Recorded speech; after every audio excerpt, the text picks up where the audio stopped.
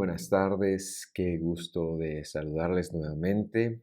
Aquí les saluda siempre el pastor Vladi de Visión de Fe en Misco, en la ciudad de Misco, aquí en Guatemala, en Centroamérica.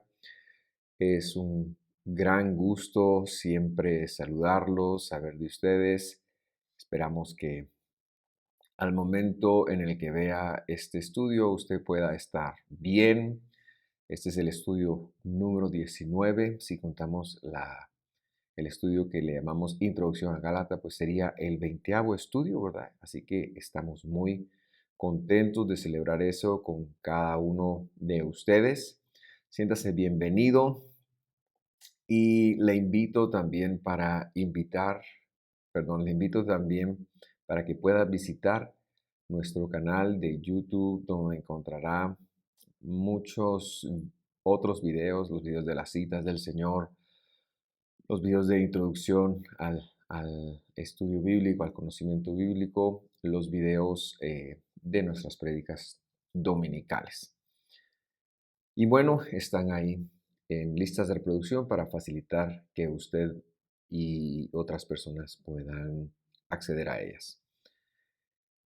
Durante esta semana estuve platicando con mi pastor, que también es mi papá, y conversábamos acerca de varias cosas, pero algo de la conversación que me llamó mucho la atención fue que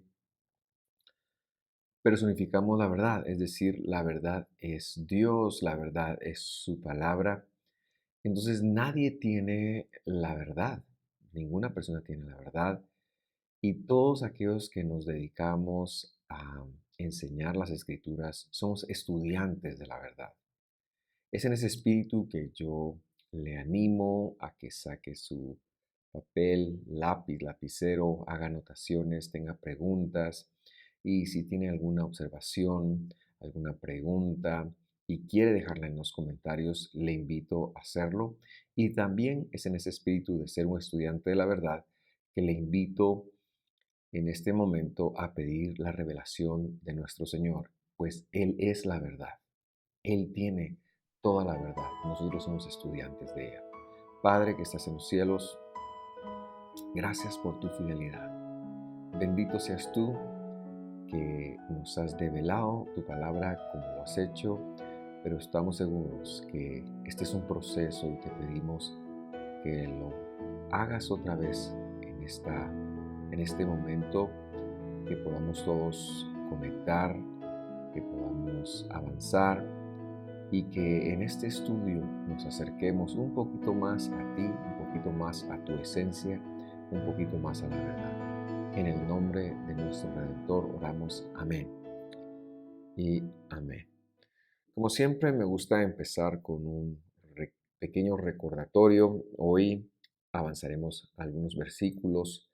Mi intención es terminar en el capítulo 4, pero hemos estado yendo un poco lentos y estoy bien con eso porque me interesa que los conceptos vayan quedando claros. Entonces, en el estudio pasado vimos que el guardar los mandamientos no está a la altura de las promesas. Lo que eso quiere decir es que ninguna obra nos puede ganar la salvación o la justificación, porque esto depende de la obra de nuestro Señor Jesús, el Mesías. También quiero recordarle que hablábamos que la Escritura encerró a toda persona bajo pecado y que eso vino a ser un sinónimo de subordinado, ¿verdad? Subordinado. También vimos que antes de que viniera la fidelidad del Señor, es decir, su majestad, el Redentor, nuestro Señor Jesús, todos estábamos condenados, es decir, subordinados. Y por último, eh, y que esa palabra subordinado corregimos la mala traducción que decía que era estar bajo la ley, sino es estar hiponomos, subnomos ordinado, ¿verdad? Muy bien, por último hablábamos de que la ley del Señor, la instrucción, como le hemos dado la Torá, como se autodenomina ella misma, es nuestro pedagogo. que al llegar a Jesús, ahora ese pedagogo ya no es que desaparezca, sino que está dentro de nosotros. Y vamos a empezar con el versículo 25, Gálatas 3:25. Y en esta oportunidad voy a ir corrigiendo de una vez para ahorrarnos tiempo. Por lo tanto, usted va a encontrar que algunas palabras son distintas a como están en las traducciones regulares. Y las palabras que yo coloco en entre paréntesis, esas palabras no están, pero me ayudan a explicar de qué se refiere.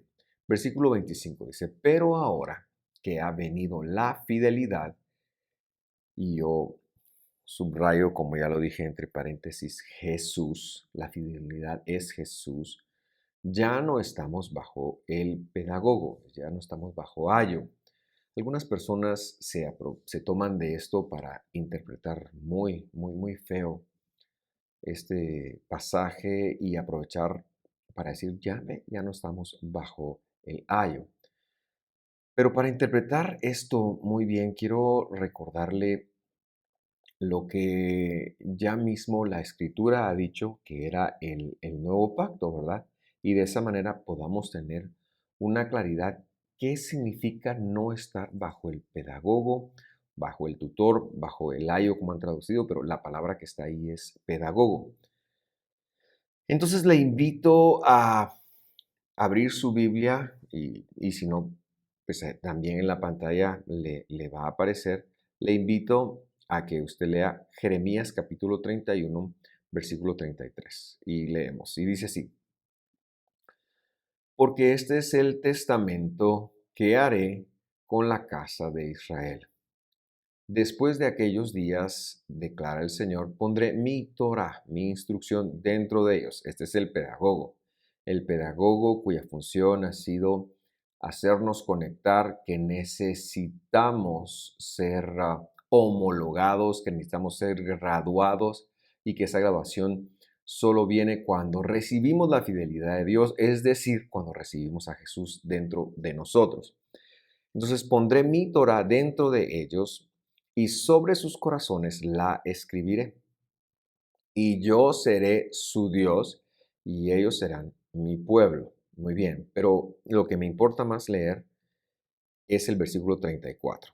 Y no tendrán que enseñar más cada uno a su prójimo y cada cual a su hermano, diciendo, conoce al Señor porque todos me conocerán, desde el más pequeño de ellos hasta el más grande, declara el Señor, pues perdonaré su maldad y no recordaré más su pecado.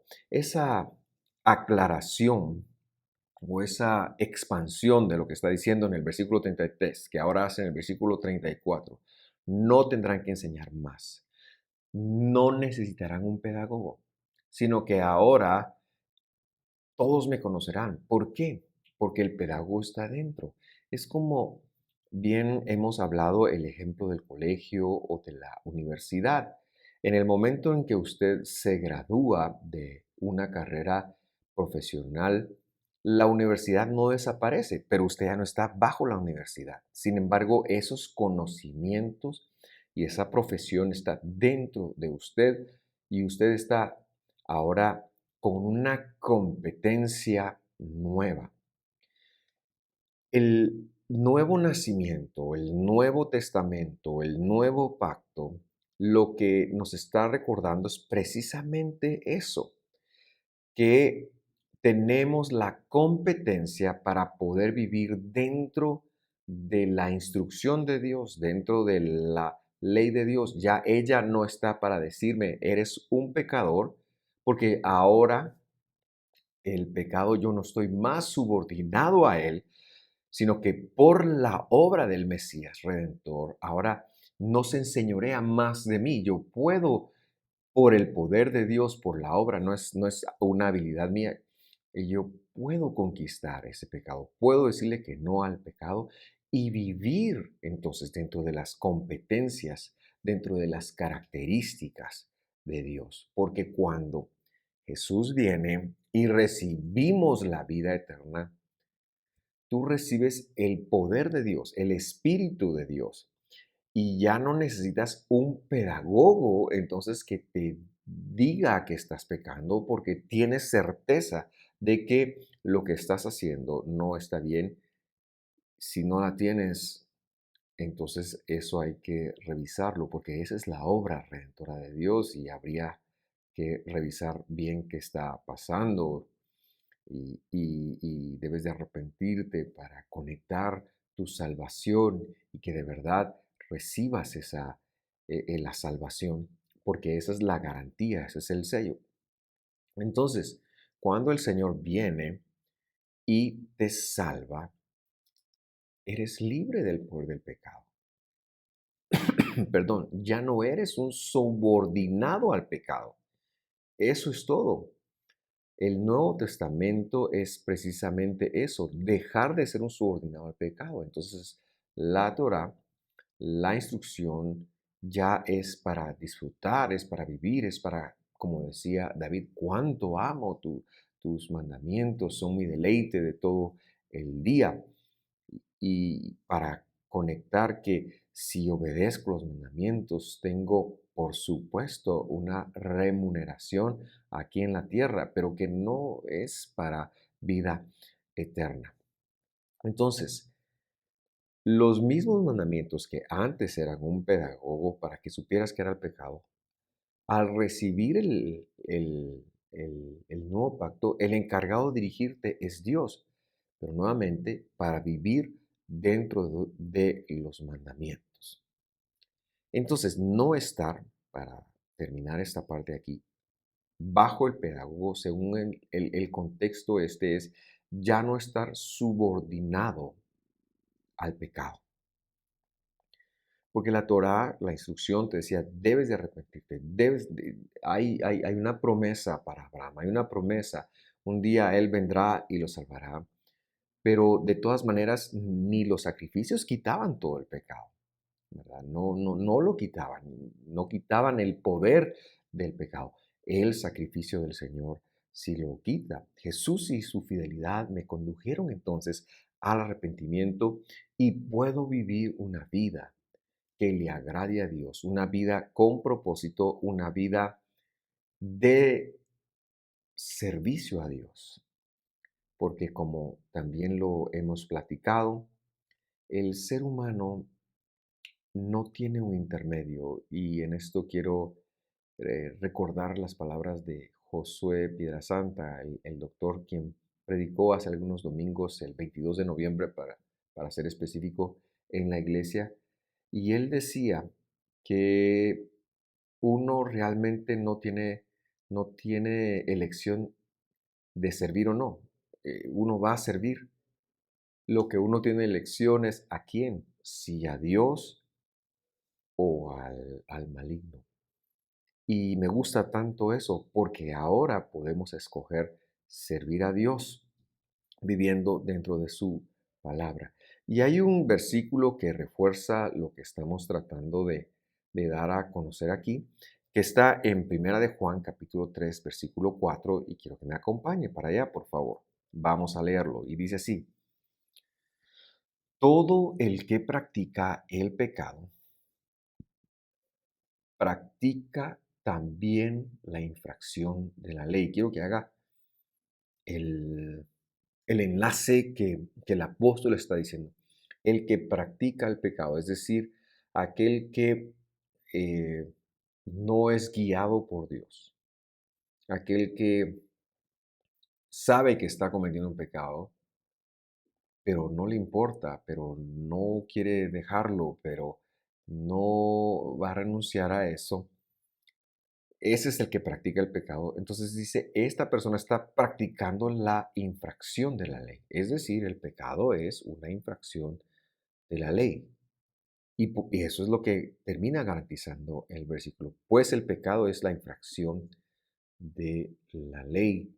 Entonces, para ser un poquito filosóficos, ¿cómo sería que Dios estuviera anulando cuando está diciendo que el pecado es la infracción de la ley?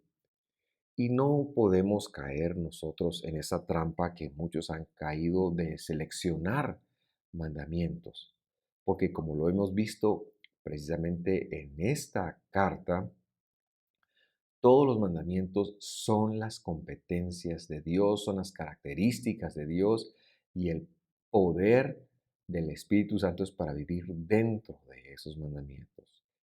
No predicamos que se viva por ellos. La vida no viene por ellos, pero la vida viene por Jesús y una vez con Jesús vivimos dentro de ellos. Muy bien, sigamos la lectura, regresemos a Gálatas y ahora vamos a avanzar al versículo 26. Pues todos sois hijos de Dios mediante, es decir, por medio de la fidelidad en Cristo Jesús. Pues todos sois hijos de Dios mediante o por medio de la fidelidad en Cristo Jesús. Sustituido la palabra fe por fidelidad, recordando el concepto que siempre hemos venido diciendo. Fidelidad es un atributo de Dios, fe es un atributo humano y no somos salvos por fe, fuimos salvos por la fidelidad de Dios.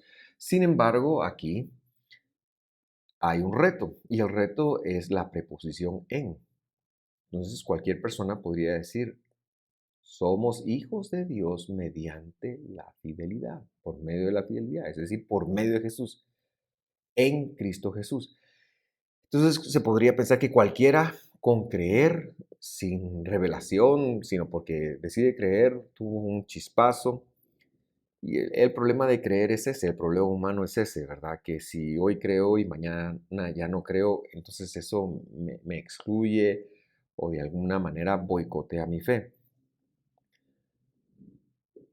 Pero la mejor manera de leer lo que aquí dice, porque les recuerdo que esto es una traducción, es que en el Mesías Jesús, es decir, empezando por el final, en el Mesías Jesús, en Jesús, somos hechos hijos de Dios por medio de su fidelidad. Ese es el mensaje que el apóstol está transmitiendo aquí. Es decir, en Jesús. Es en Jesús, cuando llegamos a Jesús, cuando conocemos a Dios, cuando Él nos llama, cuando Él se revela en Jesús, que por medio de su fidelidad somos hechos hijos de Dios. Versículo 27.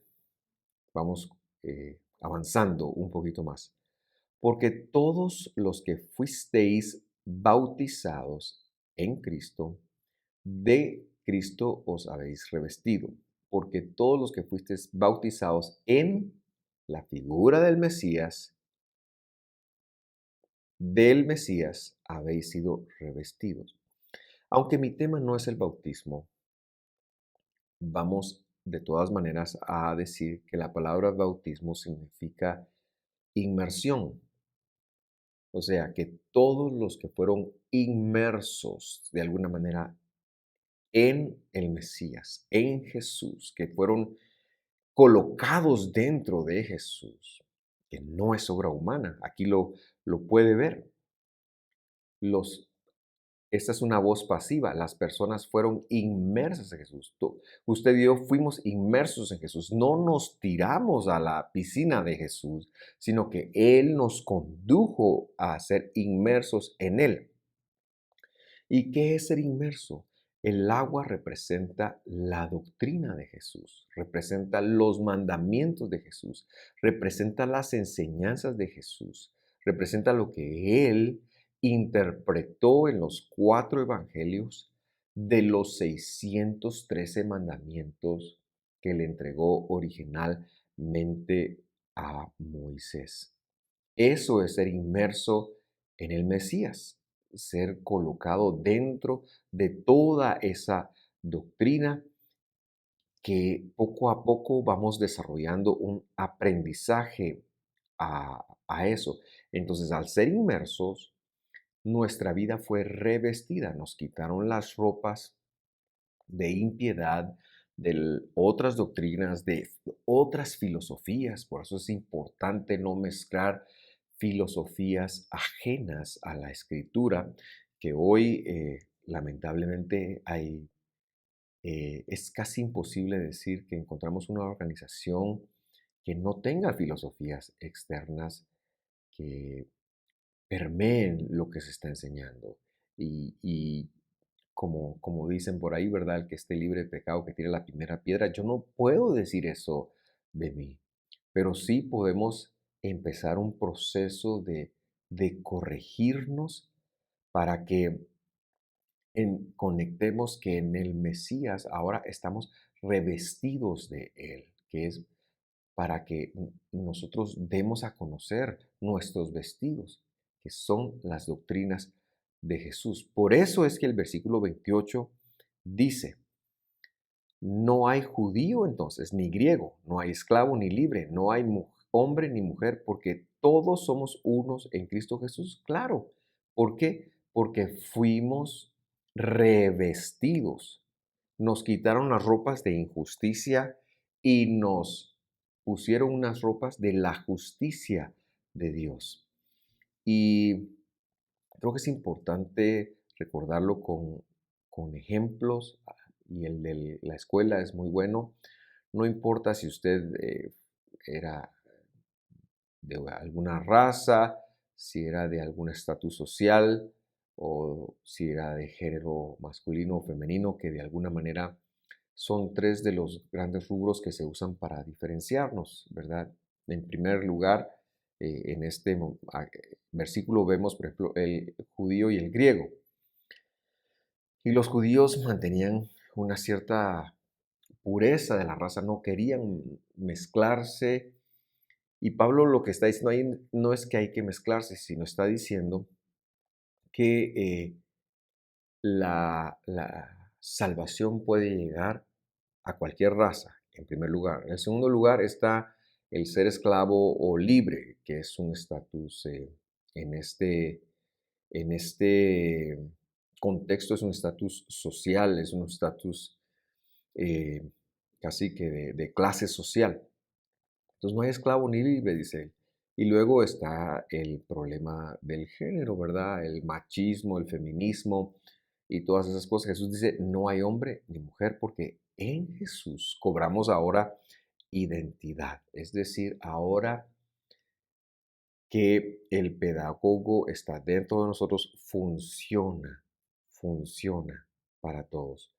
Y es importante recordar que los judeanos, los judíos practicantes de la religión de esa época, acusaban a los demás de ser esclavos y por eso es que Pablo se ve en la necesidad. Recordemos que la carta de Gálatas viene a corregir la herejía farisea de la necesidad de hacer cualquier mandamiento, pero un mandamiento específico para ser salvos.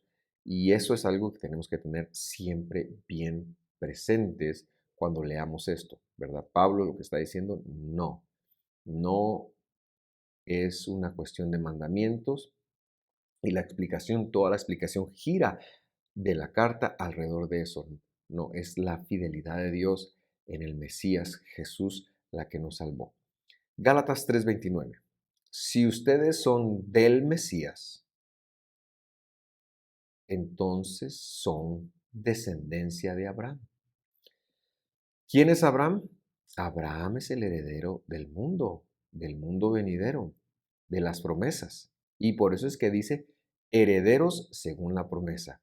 Y esta palabra herederos será clave para nuestra conexión en el próximo estudio y en el próximo capítulo.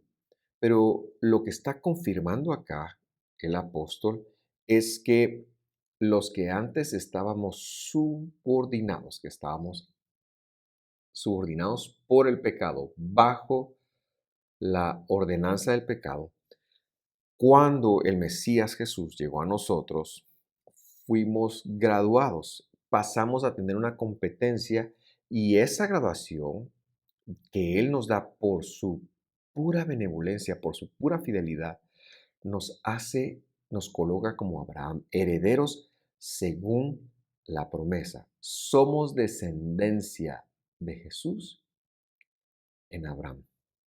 Y esto es muy importante decirlo porque a veces existe un pequeño complejo de los descendientes no físicos de Abraham hacia los descendientes físicos y pensar que los descendientes físicos de Abraham, ellos eh, prosperan, ellos se mantienen y tendemos a tomar una posición un poquito desventajosa, pero lo que el apóstol está diciendo aquí es que la descendencia, y lo ha dicho antes, ¿verdad?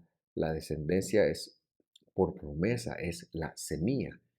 Y es importante notar que muchos de la descendencia física también son de la descendencia espiritual, pero hay muchos más de la descendencia no física que entran por descendencia espiritual.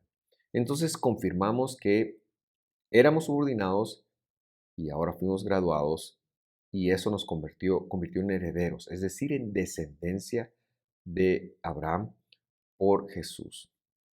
La instrucción, la Torá, no nos hacía herederos, sino que su función era mostrarnos aquel, su majestad, el Mesías Jesús, que nos haría herederos. Con esta línea, entonces, vamos al capítulo 4. Y lo primero que quiero decir del capítulo 4 es que del versículo 1 al versículo 7 vamos ahora a ver una ilustración que Pablo va a hacer. Hoy llegaremos hasta el versículo 3, ¿verdad? Porque no me gusta hacer estos versículos, estos estudios tan largos para que usted pueda después meditar, después repasar, volver a escuchar si usted quisiera. Vamos a llegar hasta el versículo 3, pero tener en mente que esto es una ilustración de lo que Pablo ha venido diciendo, sobre todo en la última parte del capítulo 3. Gálatas 4:1. Recordar que en el original, por ser carta, entre el versículo 29 y el 4:1, entre el 3:29 y el 4:1, no hay una separación, no hay una situación distinta, sino lo que tenemos nosotros es una continuidad. Entonces, esto está de alguna manera relacionado. Los capítulos se pusieron después de que las cartas habían sido escritas, ¿verdad? Pero es eso, entonces la lectura es continua. Vamos al versículo 1. Entonces, pues, digo pues, por eso digo yo que él está poniendo un ejemplo. Mientras el heredero es menor de edad, ¿a quiénes se refiere? Se refiere a los subordinados, se refiere a los que no han sido graduados. En nada es diferente del siervo, del subordinado. El heredero, si no ha sido graduado, si no ha recibido la competencia, aunque haya sido escogido para ser heredero, no es distinto del siervo, aunque sea dueño de todo, ¿verdad? Es decir, que entonces vamos a formar un sinónimo entre niño y subordinado. Y por eso es que el ejemplo que hemos venido viendo queda como anillo al dedo. Cuando una persona va a la universidad,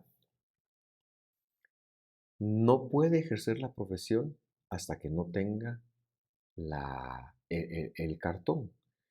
Algunas personas, por ejemplo, cierran la carrera, pero no pueden firmar, no pueden colegiarse porque no han terminado completamente, no han sido, por así decirlo, llamados hechos herederos. Cuando recibimos a Jesús en el corazón, es decir, cuando Él se reveló a nosotros y nos llamó y nosotros accedimos, recibimos la heredad y dejamos de ser subordinados. empezamos a poder vivir con las competencias que el pedagogo había enseñado. Eso sí, dejando de ser subordinados, porque Jesús es quien marca la diferencia para nosotros y nos da la competencia para vivir en Dios. Y por eso dice, sino que ese niño está bajo guardianes y tutores hasta la edad señalada por el Padre. Recordar entonces que están enlazados estos versículos. Pero aquí hay algo muy importante, dos palabras claves. Esta versión las traduce como guardianes y tutores. Dice, leo todo junto desde el versículo 1. Digo pues, es un ejemplo, mientras el heredero es menor de edad, en nada es diferente del siervo, aunque sea el dueño de todo, sino que está bajo guardianes y tutores. Estos guardianes y tutores está volviendo a poner un ejemplo de la instrucción y está diciendo que el niño está subordinado. Aquí el niño y subordinado son sinónimos. Está bajo guardianes y tutores hasta la edad señalada por el Padre. Pero mire qué bonito el ejemplo que Pablo toma de la cultura griega, porque está escribiéndole a gentiles que están siendo discipulados por judíos que viven en Galacia, que conocen los conceptos de la vida del Imperio Romano, de la vida griega, de la cultura griega, y ahora toma una figura cultural griega y lo va a hacer porque esto de guardianes y tutores no viene de la cultura hebrea. Por supuesto que la revelación fue dada en hebreo y por eso es que estamos tratando de entenderlo así. Pero hay aportaciones que el apóstol Pablo también hace de la cultura griega. No debemos de pensar que todo lo griego es malo, porque es la revelación que tenemos del nuevo pacto. La palabra que traduce por guardianes es la palabra epítropos. Epítropos. Y esta persona se refiere a alguien que enseñaba a un heredero todo lo concerniente a la hacienda grande, a lo macro, a las superficies, a la finca, todo lo que no fuera administración de la casa, sino lo que fuera de la... Este es un padre, en el ejemplo que Pablo está poniendo, es un padre que va a heredar a sus hijos, saben lo que dicen de las empresas familiares, ¿verdad? Y hay un dicho barcelonés muy recordado por mí que dice, panadero trabajador, hijos ricos, nietos pobres. Y quiere decir que el padre trabaja, los hijos se gastan todo y los nietos ya no llegan a ver muchas veces la bendición de un abuelo. Pero en la cultura griega, entonces, cuando un padre conocía sus limitaciones, ¿verdad?, de vida y sabían que no iban a estar para siempre, a los hijos los educaban. Y los educaban con el epítropos. Y entonces el epítropos llegaba y le enseñaba, mira, tu padre tiene todas estas propiedades y las propiedades se administran de X y Y manera. Esa es la primer figura. Y Pablo lo está hablando en referencia a la instrucción de Dios. Pero también le dice la palabra tutor, curanderos, habla en otra versión. Pero la segunda palabra es oikonomos. Y esta es una palabra compuesta. Oikos quiere decir casa y nomos ley. Entonces, el oikonomos se refiere a las leyes de la administración de la casa. Entonces, este padre le daba un cierto tiempo a su hijo para que se entrenara en dos tipos de cosas, en la administración micro, ¿verdad? Cómo se corría, cómo se dirigía la casa, y en la administración macro, cómo las propiedades, cómo se podían multiplicar, la capacitación de la hacienda grande. Y vamos a suponer que le daba un tiempo determinado para que estuviera listo. Yo no sé, pero voy a suponer que 3 años. A los 3 años llegaba y si el muchacho había aprendido, entonces recibía herencia. Si no había aprendido, el padre pues tenía varias opciones. La primera era otro tiempo, la segunda era buscar otro heredero y que este heredero mantuviera a su hijo. Pero a mí me llama mucho la atención que él está diciendo que la instrucción del Señor ha hecho esa figura. Y cuando recibimos la herencia, por eso digo que está poniendo ejemplos de lo que ya nos ha venido enseñando. Cuando recibimos la herencia, la idea es que los conocimientos, las competencias que se han adquirido, que son con respecto a lo macro y con respecto a lo micro, con respecto, en el caso de la escritura, con respecto a la administración de los bienes, la comida, el descanso, el prójimo, los 10 mandamientos, etcétera, etcétera. Eso es el epítropo y el oikonomo. Así que nuestra gracia nos la da la fidelidad del Señor. Pero ahora esa educación nos va a servir para mantener la herencia. Dios jamás intentó ni tenía la intención de que al recibir a Jesús nosotros nos olvidáramos del ayo, nos olvidáramos de la administración. Muy por el contrario, esto permanecía dentro de nosotros. Y eso es lo que quiere decir no vivir bajo ayo ya más, ¿verdad? La educación no se acabó. La educación ahora vive dentro de nosotros. Y es con esto en mente que vamos a terminar con el versículo 3. Así también nosotros, mientras éramos niños, estábamos sujetos a servidumbre, bajo las cosas elementales del mundo. Por lo tanto, Pablo aquí está haciendo un paralelismo sintético entre ser niños, ¿verdad? Aunque fuéramos herederos, pero entre ser niños y entre ser, lo que está diciendo es, éramos subordinados. Mientras éramos niños, estábamos bajo ayo, éramos subordinados, es decir, éramos siervos, estábamos bajo pecado, bajo la, la- las cosas elementales del mundo. Pero también a mí me llama la atención un poquito eh, que Pablo aquí utiliza la palabra, estábamos sujetos a servidumbre bajo las cosas elementales del mundo. Y para la cultura griega, ahora es al revés, ¿verdad? Para la cultura griega, el cosmos era lo estéticamente perfecto. El cosmos era perfecto. Por eso el cosme- cosmético viene de aquí, viene de esta palabra, la palabra que nos trae este mundo. Sin embargo, Pablo está diciendo el mundo, el cosmos es lo corrompido, es lo que subordina. Así que mantiene él la pureza, la claridad del mensaje del Evangelio. Cerramos entonces haciendo el énfasis de que mientras Jesús no nos volvió competentes, éramos como niños. Ahora que nos ha vuelto competentes, con esa competencia, lo que Él ha hecho es colocar su Torah dentro de nosotros. Y ahora, porque ya porque ya fuimos hechos herederos.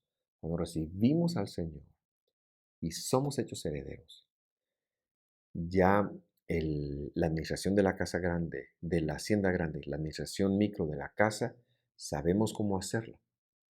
Está dentro de nosotros y podemos vivir en el reino del Señor. Vamos a dejarlo acá. Quiero agradecer su atención y también decirle que si usted tiene alguna pregunta, alguna duda o algún comentario, que nos lo haga llegar. Este servidor de usted intentará pues responderlo o generar un diálogo para, para que crezcamos, ¿verdad? Nuestra intención es crecer estudiando. Que Dios lo bendiga. Quiero cerrar con una oración para bendición de usted. Señor Jesús, tú eres el dador de todo. Tú eres nuestro Rey, nuestro Dios, el único Dios. Gracias por tu fidelidad. Gracias por tu salvación. Conecta en nosotros y revela en nosotros todo aquello que viene de ti, que ha venido de ti durante estos minutos que estamos estudiando tu palabra. Y haznos crecer. Haznos crecer en pasión por ti, haznos crecer en pasión por las Escrituras, por lo que ellas encierran. En tu nombre oramos, te bendecimos y te exaltamos. Amén y amén. Hasta la próxima. Bendiciones mil.